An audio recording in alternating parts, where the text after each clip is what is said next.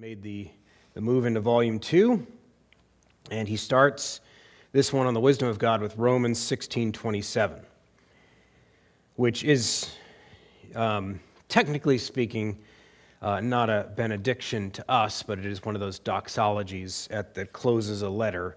To the only wise God be glory forevermore through Jesus Christ. So the words of this foundational text for Charnock show not only that wisdom belongs to God in a very special way, that it's going to be reflected in the creatures, but it belongs properly to God, but it's also manifest in Christ alone in an even more special way.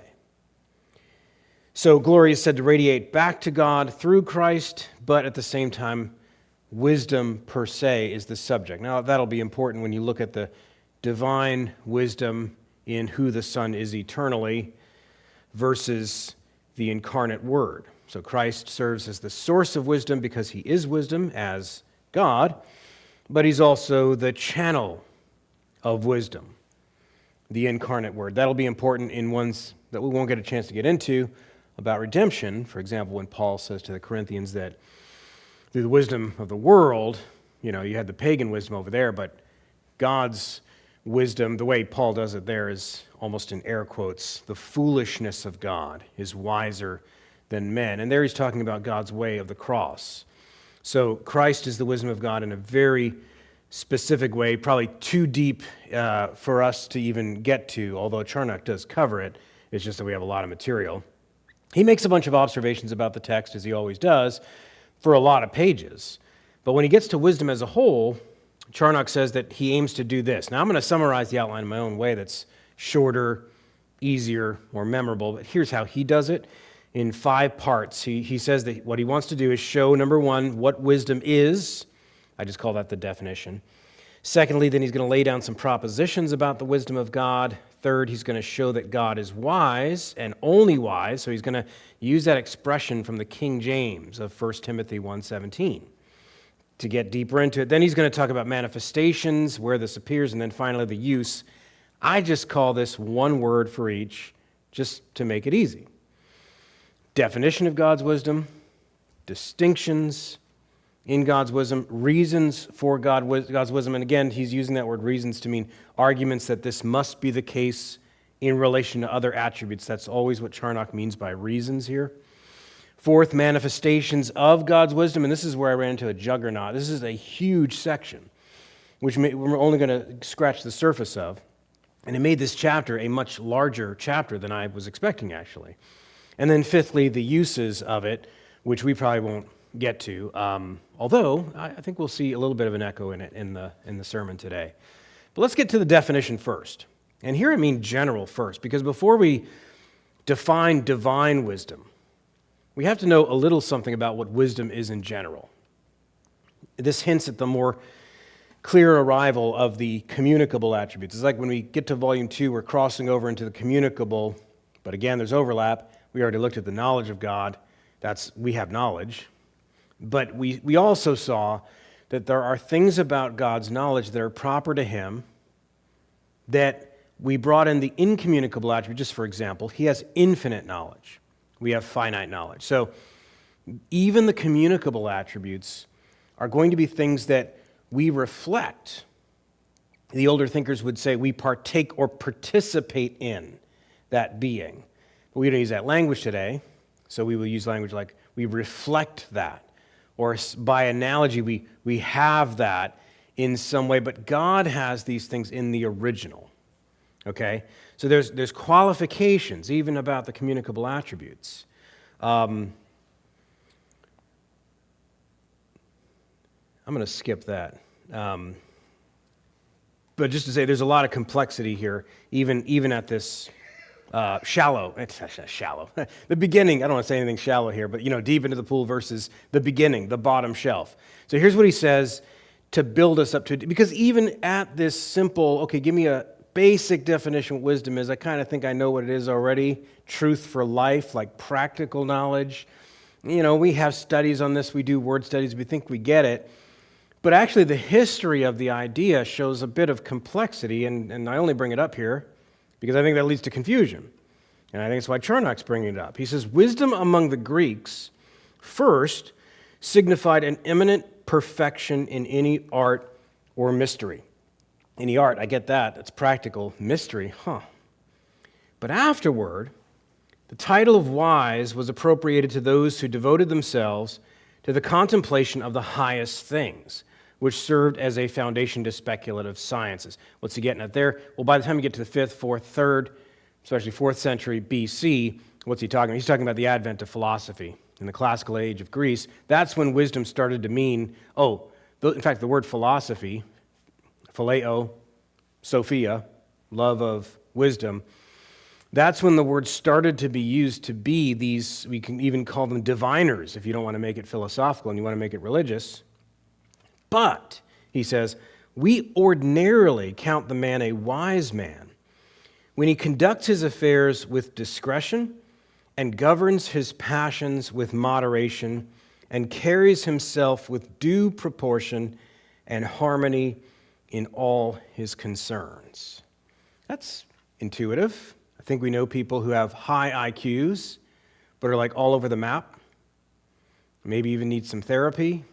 Yeah, seriously. I mean, I think we all know that in our general life. So let's get to this definition. I've got a picture here. It's circles, but here I'm injecting this guy's mind. And I'm doing two things. I'm going to have another metaphor that does this, but I'll bring it in here right away. Notice that the wisdom circle is inside of the knowledge circle. That's going to be crucial. But then you have the rest of the definition that we're going to look at first. Here's another way he says it. In particular, and he's talking about wisdom in general. He's not just talking about in God. He's in general. Wisdom consists, three things. Number one, in acting for a right end. So in other words, that already eliminates pragmatism. Because the pragmatist at this point is saying, finally, a chapter I can love. Not all you theological eggheads with your doctrine and your pie in the sky. Now we're going to talk about practical life. Pragmatism. What does pragmatism say? If it works, do it. Well, the person who loves wisdom is going to say to the pragmatist, works for what? Are you sure that what you're doing is right? So notice he says, in acting for a right end. He doesn't say working for ends and making sure you're doing that as efficiently as possible. After all, you're God. You know what to do. What you're doing is probably right. It's you. No, right ends. So already the definition draws us outside of ourselves to ends that are bigger than us. In acting for a right end. Two, in observing all circumstances for action. So I have a middle field here called all relevant circumstances. As much as I can, I'm a finite mind. I've got a circle here. I can't see everything. I'm just a circle. And so all I can do is see the field in front of me, but I am wise to the degree that I can see all circumstances that are actually relevant to hitting this bullseye. And then third, in willing and acting according to a right judgment of things. So that's just going to sweep the rest of the picture into it. But then he applies that definition to God. And when he does so, we begin to see that the maximization of wisdom, now it's not just a little circle looking out at these bigger circles.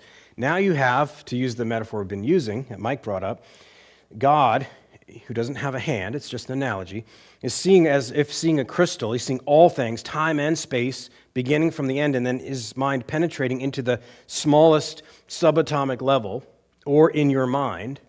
He sees the whole, and what he sees are right ends and means and all circumstances and so on. So what we see is, if you apply this to God, the maximum of wisdom in God demands that he is his own chief end. Which means that everything that happens in this field is also directed toward God's chief end, which is himself. Now, part of what we're going to do is we're going to show why that has to be the case. But he is the only possible end cause, or sometimes it's called final cause, to all things. Whether it's the sum of all things or each part of all things, it has to be God. And there's a variety of reasons for that. But this is Charnock's first statement toward that end. He says, as God is he's going general wisdom first. As he is the wisest man who has the noblest end and fittest means. So if that's true about wisdom in general, so God is infinitely wise. As he is the most excellent being, so he had the most excellent end. As there is none more excellent than himself, nothing can be his end but himself. So there's one reason. God would be wrong to have a higher end than himself because he, in fact, is the most excellent being. But he's not wrong, therefore, he must have himself as the chief end. As he is the cause of all, so he is the end of all. That's the second reason. Did you catch that? If nothing, and I've said this before, if nothing else exists apart from God decreeing it into existence, then what must God's end be in affecting anything outside of himself? Something outside of himself? There isn't anything. Or something inside of himself. Bingo. I mean, process of elimination. Got real easy there. So there's the second reason this has to be the case. As he is the cause of all, so he is the end of all. And he puts bias, that's an interesting word Charnock uses, into all the means he uses to hit the mark he aims at. Romans 11:36, of him and through him and to him are all things. And he ends that doxology, to him be glory. So that glory is what ultimately hits that bullseye, takes everything else with it. Everything else in creation is driven toward the glory of God. Now, two extremes to avoid when looking at this and processing this. When we're relating wisdom to knowledge, before I even get to my second metaphor, just here in these circles, when we're relating wisdom to knowledge, two extreme errors. They're never to be divorced, but they're always to be distinguished. In other words, as you look at those circles, wisdom is never apart from knowledge. It's very typical. When you start getting to practical application, the pragmatist inside us goes, finally, get this on the bottom shelf, make this practical for me, etc., not all that other stuff. Well, the practical stuff is made up of all that other stuff, or else you're doing something that's not real. You need reality as a foundation. There is no wisdom apart from knowledge. Wisdom is a kind of knowledge. It's a species of knowledge. It's never non-knowledge. That's one extreme. Avoid that. Yet, here's the other extreme, knowledge is not enough for the life of any rational being because we're not just, as one author says, we're not just brains on sticks. We're hearts and wills and experiences and relationships and so on. So knowledge by itself is not enough. You have to know how to rightly order your knowledge toward proper ends. Now, if it's not already clear by the first part of that definition that Charnock gives, you get to the second part, observing all circumstances for action, that middle field there. That recalls a prerequisite of perfect knowledge. So that while knowledge and wisdom are not identical, they're not the same thing, there's no part of wisdom that does not also consist in knowledge. And we're going to see how this is really going to bring back that picture that we did with God's knowledge about how God knows, because that's going to have implications for how he has wisdom too. But think about what can't be true about God as he looks out at this. If you could, I know God's not contained in a circle, but as God looks out at means and ends and circumstances, if it was the case that every last careless actor or every last natural counterforce or obstacle or every last intrigue by an enemy to upset his plans, if that kept God from doing what he wanted to do, if it broke the link between means and ends, then he would not be perfectly wise. It wouldn't just be that he would not be perfectly powerful, which we haven't got to yet, but he wouldn't be perfectly wise.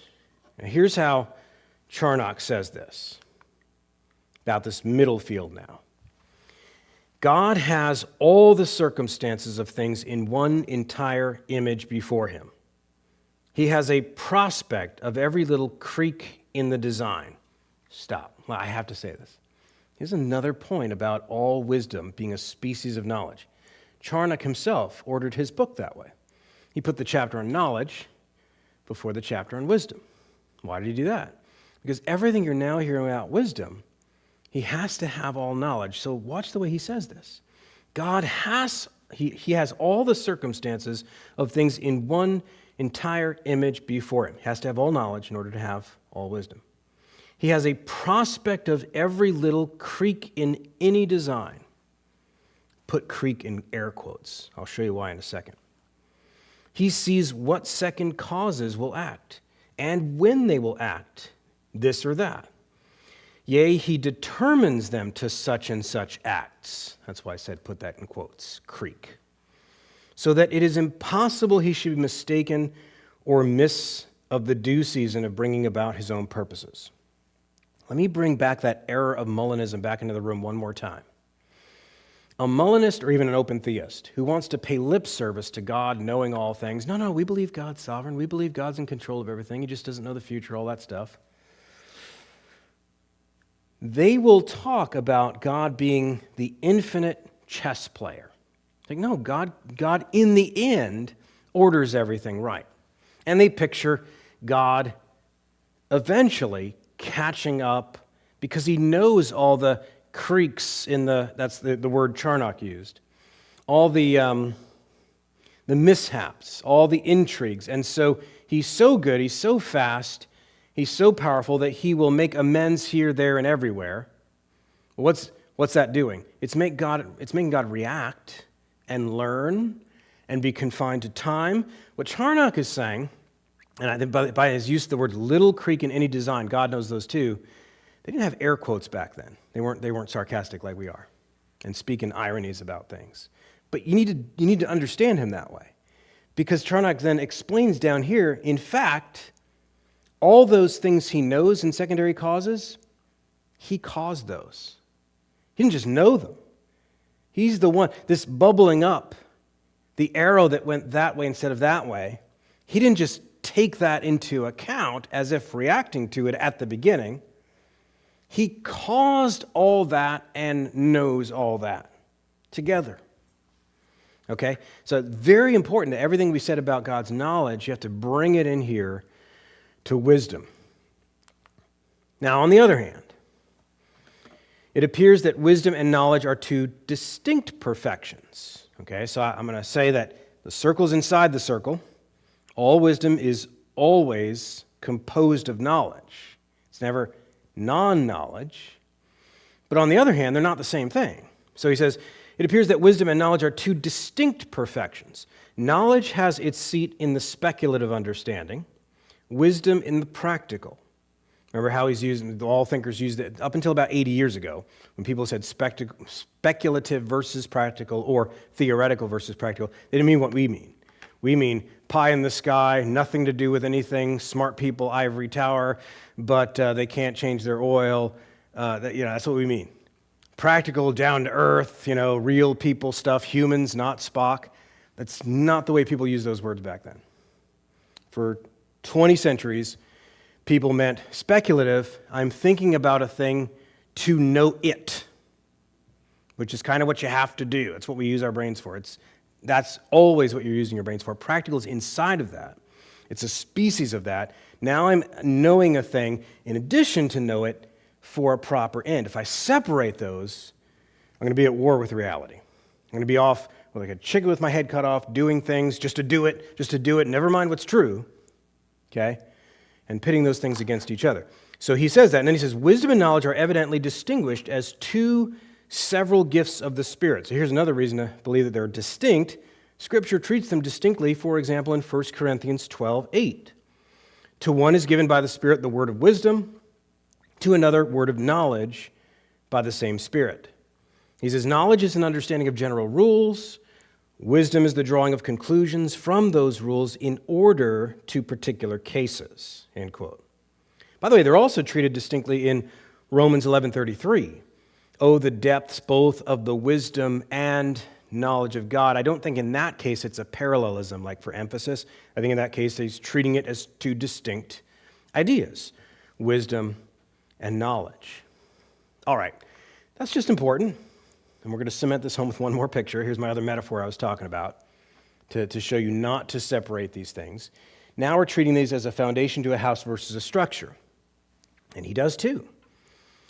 summarizes the whole in a way that's very contrary to fideists, who don't like to think, rationalists, who think that their thinking is thinking itself, and to pragmatists, who I've already described, that just says, never mind all this, let's just do it.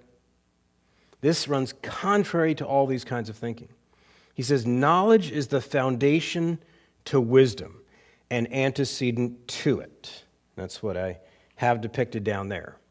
Wisdom, the superstructure upon knowledge. Men may have knowledge without wisdom, so that's possible. You can pour the foundation without that happening yet and just leave it at that. Could.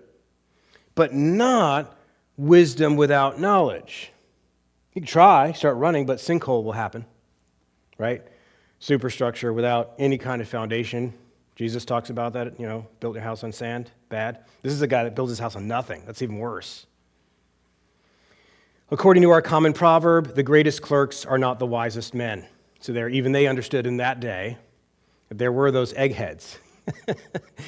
I guess that's a way of saying what he's saying. All practical knowledge is founded in speculation. So you need both, and the order matters. Okay? In order for God to have all wisdom, all of his ends must be right. So, for example, when he prophesies in Ezekiel 34:26, I will send down the showers in their season. They shall be showers of blessing. The fullness of time. Any texts, Galatians 4:4, that talk about a fullness of time presuppose a fitness of time. In other words, things ordered toward their end, not God catching up, playing chess, and eventually you get to Jesus. Oh, Alexander did that. I had no idea he would divide his empire into four, and there'd be Roman roads going to and fro with one language and one. Totally, great. That works out great. Paul, go get him. No, God ordered all of the circumstances on purpose. He rightly ordered all the sets of circumstances. So what makes these things fit? What makes these things right? Charnock, and he does this twice in this chapter. Now, this is a little eggheady, but I think it's actually important. I mentioned the difference between voluntarism and realism when we were talking about the will of God in various weeks, and it comes up again here. And voluntarism was the idea that that everything is the way it is. God created everything and commanded all that he did out of his sheer will. And you think, yeah, that's Calvinistic. That's God's sovereignty. Nothing is behind his will. Not so fast. What this idea is saying is will abstracted from everything else. Not according to any nature, but just because. He doesn't have a reason. And I think our hearts are sometimes in the right place when we want to say, don't pry into God's will and stuff like that. Well, that's really a distinct idea. Realism, one of the dimensions of it, is saying that no, when God created everything he did, or commanded anything he did, he based it on his own character, his whole character. It's not just that things down here have a nature, and that's what we're talking about with natural law and things have an order and so on. No, God has a nature first. Psalm 19, 1-3, the heavens declare the glory of God. Romans 1:20, all these texts, what they're saying is that God made everything the way that he did with certain natures as a reflection of his nature. So his nature comes first. Charnock says, the resolves and ways of God are not mere will, but will guided by the reason and counsel of his own infinite understanding, who works all things according to the counsel of his own will. So in God, wisdom is never devoid of knowledge, and this is a way of saying that his will, when he's ordering ends and affects it, then his will comes in, but it's never detached from his knowledge of all that he is. And I know this can seem abstract, but it will, if you don't get this will issue forth into a very different theology and a very different understanding of things. That's all his definition. Now he starts making distinctions. And he gives this chapter is structured by three propositions. And I'll tell you what they are first, and then we'll unpack them. The first proposition is that there is an essential and personal wisdom of God. Remember the omnipresence of God that week. And so when he says essential and personal, he's not just doubling for emphasis. He's saying that his essence is everywhere, not just his personal feeling or whatever. But then when you had those Socinians and others, they were saying, oh yeah, God's everywhere, meaning his effects or his authority, but not he himself. And Charnock and others are saying, no, his person, he himself is everywhere. Well, he's going to make that same inclusion or unity when it comes to the wisdom of God. His wisdom is essential and personal. And we'll draw that out more. Secondly, therefore, because that's true, the wisdom of God is the same with the essence of God. So there's no part of God that's unwise. There's no thing God's doing that's not directed toward the right ends. Thirdly, wisdom is the property of God alone. He is only wise. There's that 1 Timothy 1:17 language again, and you'll see what he's warring against when he keeps repeating that. Start with the first proposition, that there's an essential and personal wisdom of God. I put essence here, and in this picture, I have a mirror reflection. Not to suggest that that's merely a mirror reflection, but all this picture is meant to depict is that this world here is his idea of everything that just represents everything that comes to exist, everything that he creates. And this is in a dotted line, which is going to be his idea of it, which of course in that arrow, if we wanted a fuller picture, it would come back to him, Romans 11:36. Everything is coming from him for his own glory, but all we're saying here is that the idea of everything happening here is first his idea that he sees in himself. So that's what Charnock is going to mean by essential reason. Now, the idea being the cause of the thing. The idea being the cause of the thing, not the thing being the cause of the idea. We saw that with the knowledge of God. God's knowledge of all things is not those things causing him to know, but God knowing through himself and therefore causing those things to be. Okay, so that's very important. This is just applying that same idea to wisdom. If God's knowledge were not a view in his essence prior to the existence of those external objects, then God would not be the first cause. His knowledge, his wisdom, would be an effect. He would be learning, he would be changing, he would be dependent. But that's impossible for the first cause. All that is going to apply to wisdom. Here's a biblical clue. God himself is called wisdom. There's many passages that say it about Christ. 1 Corinthians 1:24, Paul calls Christ the wisdom of God. He doesn't just have the wisdom of God. He doesn't acquire wisdom. He doesn't get the maximalization of wisdom and then become as wise as God or have all the wisdom God has. He is wisdom. See the same thing in Luke 7:35 suggested, and Charnock brings in that verse. Second proposition just solidifies the same point. He says it like this. Wisdom in God is not a habit added to his essence. Habit comes from the Latin word for having, and so if I acquire something by habit, I'm acquiring it. I practice something, I get better at it, or I don't have it at all and I get it by acquiring it in some way. We speak of virtue that way, not just pieces of property. But that's not the case with God.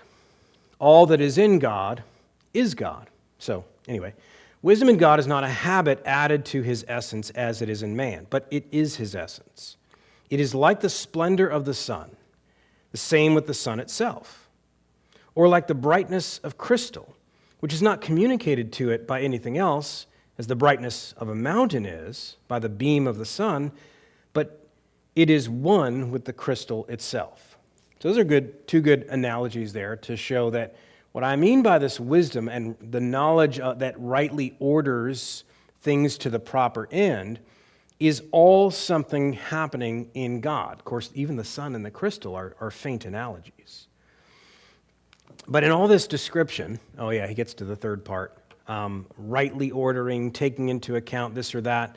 That can't be the case. Well, I guess I should have had that picture right there. Let's bring it back there for now. So when you hear all this stuff about down, what's going on, he's rightly ordering, you're thinking of things down here, and that's true. He's rightly ordering things down here. He's taking into account things down here, but there's a difference. It is true that the things down here are things down here, and he is ordering those things. But his wisdom in himself is ordering those things first in the decree, in himself. That's why they fall out that way. That's why they achieve their ends. That's why they hit their bullseye. This is one stark difference between divine wisdom and human wisdom. And it comes to the surface here. If God's knowledge must be independent, and it has to be, then so must his wisdom. But then this ordering and accounting can never be a reaction to any set of data. You can't conceive of him as even the infinite chess player. He's not playing chess with anybody. He ordered all the pieces on the board. He ordered the pieces being moved even by Satan the way that Satan is ordering them. As Luther said, the devil is God's devil. He's on a short leash, somebody once said. And those are nice pieces of imagery to show that even those that oppose his will, in all of their secondary causes, God is rightly ordering those things to his desired ends.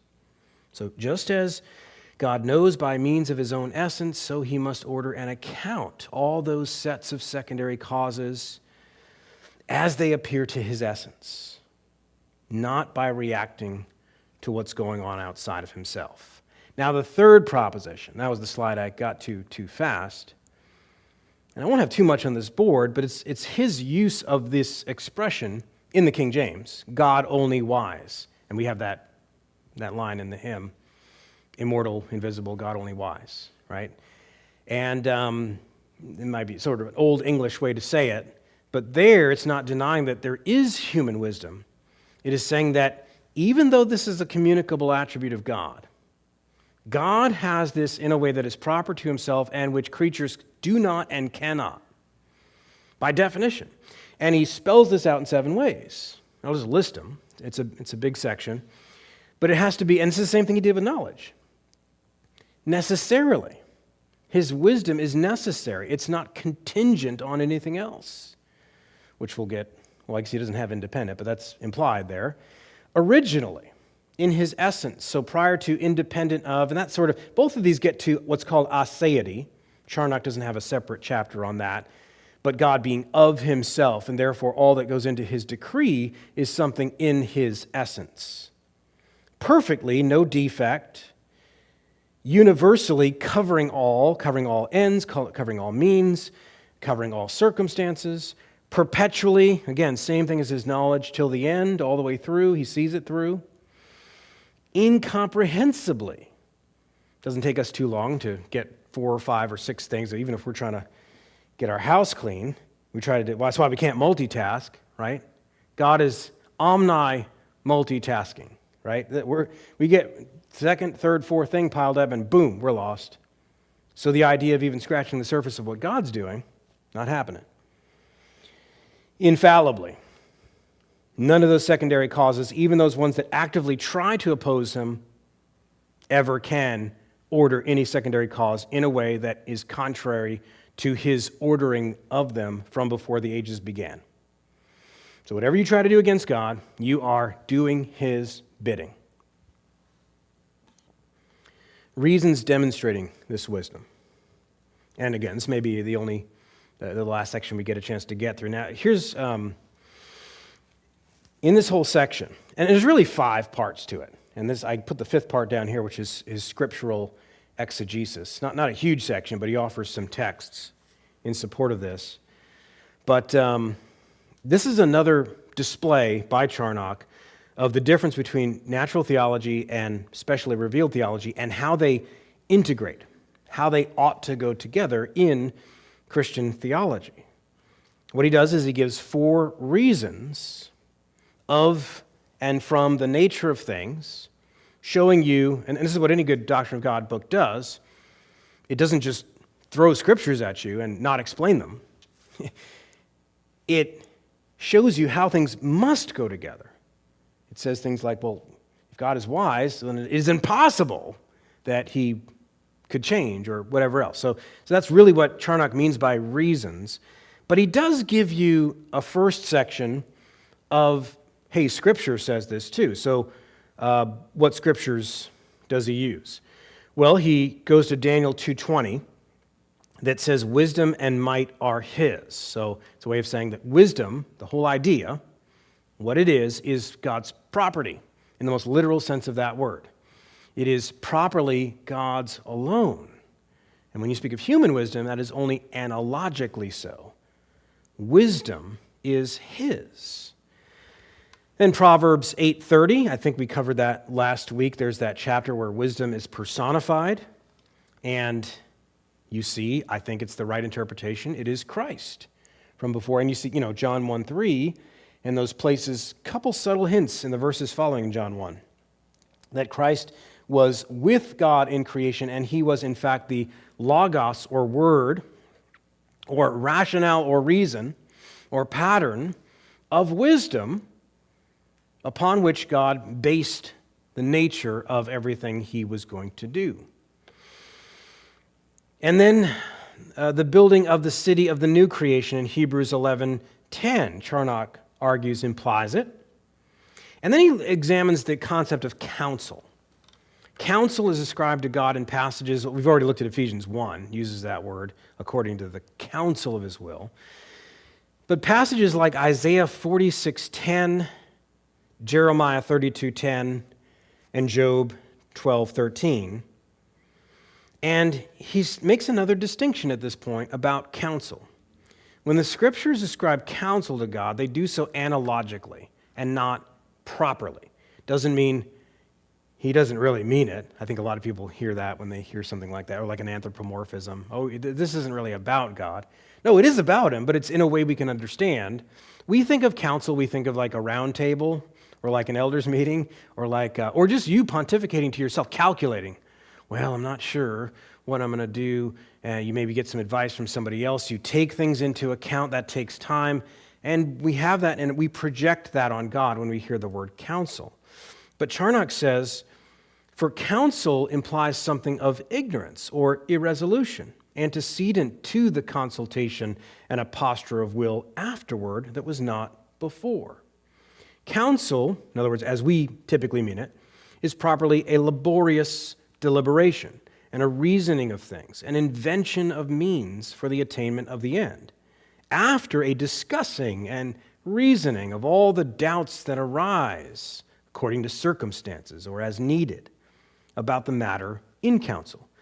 But God has no need to deliberate in himself what are the best means to accomplish his ends. So you see that? So he's doing scriptural exegesis, but what he's doing is saying, okay, but when we get to this idea of counsel, don't get the wrong idea. It's like when Paul says in Galatians, I am speaking in human terms about the idea of the covenant and the testament and all that stuff. Why? Because so we can understand it. So he uses that word counsel to describe the relationship between his wisdom, will, and knowledge, and really the rest of his whole essence. But I just said a lot of words there, and you're doing this in your mind, and it's just a lot easier to use the word counsel. Okay, so that's why the scriptures use the word counsel about that otherwise mind-exploding concept. So what are these reasons, though? He gives us that exegesis, he explains things, but what are these arguments? First, here's the first argument. I have arrows here, and all of them have infinite wisdom on this side, so that's his subject matter. But when it says, when the arrow goes this way, it's saying, basically, therefore, okay, if he has this, then this must be the case. You could display this differently, like the house. Like this has to be a foundation, and then you can have infinite wisdom. The problem with that is that you might get the idea, as I'm saying, that one of these came first in God, or he's divided into parts. He's just making a logical argument. But his first one is that God could not be infinitely perfect without wisdom. He says, without infinite wisdom. He says, a rational nature is better than an irrational nature. A man is not a perfect man without reason. How can God, without it, be an infinitely perfect God? So what is he doing there? He's arguing on the basis of something we see in nature. part of the problem today is there's so much in our culture that said that the fairness doctrine. Did you just say that a man is not perfect? You basically said a man's not even human unless he has reason. Are you just elevating? And this is all the kind of stuff we hear. But Charnock is speaking into a culture that's not as touchy as we are. And so it would have been, so if you think about it, what he's saying, that God's designed for a man, God's designed for humans as opposed to animals or rocks or so on. And so he's saying, in a sense, how can you see this about man, but you would deny that God, in order to be perfect, must have at least wisdom, perfect wisdom? Without wisdom, all the other attributes would not even be themselves. He says, he does another analogy. This is a longer quote. I wish I had this up there. Sorry, but I'll say it slowly. He says, a Christian's graces want their luster when they are destitute of the guidance of wisdom. Mercy is a feebleness, and justice a cruelty. In other words, without wisdom. Patience, a timorousness, and courage, a madness, without the conduct of wisdom. So the patience of God would be cowardice, his power an oppression, his justice a tyranny, without wisdom as the spring and holiness as the rule. So you can see that in a sense, that something, if it is not united to something else, not balanced, not watering down, but if power was just brute power, power without wisdom, power without love, power without care for what you're exercising, it would just be this tyrannical, monstrous thing. So we can understand that as a concept. He's saying, okay, apply that to God's wisdom. Second argument, without infinite wisdom, he could not govern the world. He says, reason is a necessary perfection to him who presides over all things. Okay, I think it should be obvious based on some of the pictures I already put up there why that's the case, so I won't go into it anymore. But this is a great quote, and I'll come back to this. About this second point, he makes a general principle that is true both for God or for a prince, because that's where he starts, meaning any ruler of any kind. He says, a prince without wisdom is but a title without a capacity to perform the office. No man without it is fit for government. Nor could God, without wisdom, exercise a just dominion in the world. He has therefore the highest wisdom, since he is the universal governor. That wisdom which is able to govern a family may not be able to govern a city. That wisdom which governs a city may not be able to govern a nation or kingdom, much less the world. So their wisdom also is to scale. Part of wisdom is knowing how much you can handle before you, what's that expression? Bite more than you could chew off? Chew more than you, anyway, that thing. So that you're not doing too much, presuming to have more of a title, more of a sphere, more of a glory to yourself. And that's obviously the case about lesser beings who have lesser wisdom, but their wisdom consists partly in knowing how much you can govern over. But of course, God has all power. Thirdly, I was supposed to bring that back, I thought. Creatures working to an end. So now I'm out of order. But anyway, this is the next point. I'll just say it, so I won't go into the whole thing. But here's his third argument, the creatures working for an end without their own knowledge. In other words, here he's talking about teleology in general. Remember? Ends. There are ends in this world, and this demonstrates the wisdom of God that guides them. Now, Charnock, not coincidentally, uses the very same imagery that Aquinas did in his fifth way. We looked at it in our apologetics class, the arrow, the archer, the arrow, and the target. And Charnock uses that exact same metaphor. He says everything that acts for an end must know that end or be directed by another to attain that end. The arrow does not know who shoots it or to what end it is shot or what mark is aimed at, but the archer who puts it in and darts it out of the bow knows. And obviously he's saying that is the case with God. He then moves on to the watch.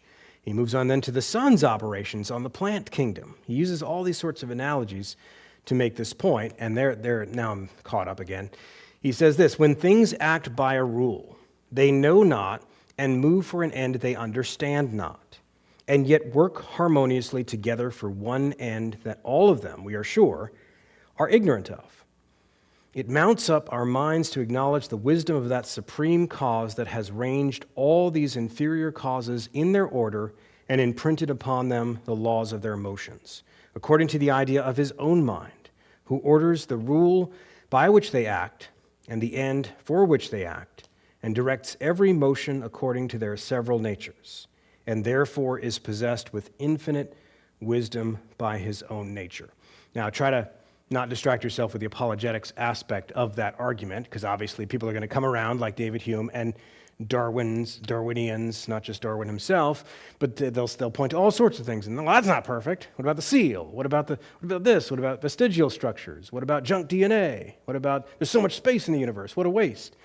And you can make arguments against them pretty easily. But ignore that, because he's speaking to the Christian and he's saying, if you see this, this is an argument that demands infinite wisdom. And his last argument is that infinite wisdom is necessitated by there being wisdom in the world in the first place. If you could speak about creaturely wisdom at all, well, there has to be a fountain to those streams. And so he says, God is the fountain of all wisdom in the creatures and therefore is infinitely wise himself. So this is a bit, he's making an argument from the principle of sufficient cause, and it's a bit like Lewis's argument in Mere Christianity about the moral law. He starts with something we all have experience of, namely this law, rule of right and wrong. Well, Charnock's kind of doing the same about wisdom. If you know what I mean by wisdom, and if it's such a thing, and nobody would deny that in that case, well, that begs a certain sufficient cause to order all those things, for there to be right ends, for there to be means connected to ends, and so on and so forth. And the fact that there are intelligent beings who do aim at ends, and so forth. And he turns to a few scriptures to prompt the Christian reader to reflect. Proverbs 8:12, I, wisdom, dwell with prudence, and I find knowledge and discretion. It's just something that wisdom does. Isaiah 54:16, behold, I have created the smith who blows the fire of coals and produces a weapon for its purpose. So God is picking in that verse a certain industry and showing how that's wise. And God is saying, I created not just his hands and not just the stuff that he makes the metal. I gave him that skill. I directed him. I invented that whole thing called smithing, basically, is what God's saying. He does this about the farmer and his craft in the same prophet, Isaiah 28:26. He is rightly instructed, his God teaches him. Daniel 2:21, even about the deeper mysteries, it says, he gives wisdom to the wise and knowledge to those who have understanding. And to all Christians, James 3:17 tells us this is available, the wisdom from above. So these are just scriptures now arguing this point that God is the fountain that explains the existence of that wisdom. Now, as I said, there is a huge fifth section, and it's great. He's proven all his points. Now he's just, I think for the sake of worship for the Christian, talking about, and each of these are like, 6-7 pages each of just scripture after scripture of the way that God's wisdom is manifest in all creation. And in now when he says government, what he's doing there is he's talking about providence, but since he already talked about the creatures, the animals and plants and so on, he tells you he's doing this, he narrows it down to God's dealing with men. Okay, so he's talking about historically and through knocking down and raising up kingdoms and so forth. And then of course in redemption with Christ, you have the climax of wisdom in the universe, the real bullseye. Paul makes this argument at the beginning of the Corinthian letter. It's essentially his argument. So I will leave it there and open it up to questions or comments.